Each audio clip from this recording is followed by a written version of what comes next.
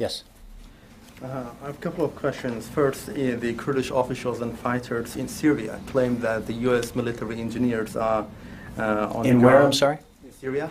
The U.S. military engineers are working with the Kurds in Syria, renovate an airfield so that this will be used for the U.S. special forces to help the Kurds there. You know, is there any? I'm not going to discuss the U.S. Special Forces that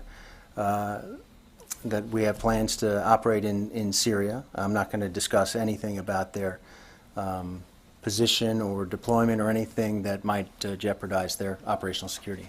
Okay, also the KRG, the Kurdish regional government, Peshmerga official said the U.S. has sent new weapons and ammunitions to the Kurds, and they are in Kuwait at the moment. Can you update us on, what kind of weapons and ammunitions will be delivered to the Kurds? I'm not going to get into further deliveries of ammunition at this point.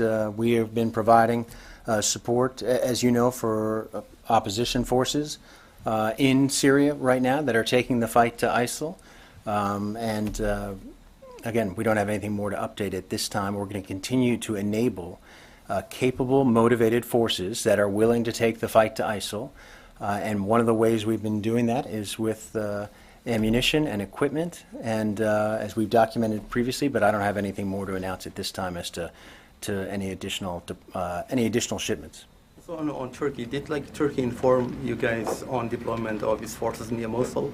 Also, to what extent that will complicate, the coalition efforts to counter ISIS? Because Baghdad is really not happy, and the Kurds want, the Turks to be there. What's your position on that? This was not something done within the coalition. This is something that we leave it to Turkey and to the government of Iraq to resolve. They've had conversations about this deployment, and obviously the Iraqis have raised their concerns about it, and we're encouraged by the fact that there's an ongoing conversation between Iraq and Turkey over that specific deployment, and hopeful that they'll be able to work out whatever differences there are over that deployment. So are you saying, Turkey acted on its own without letting you know?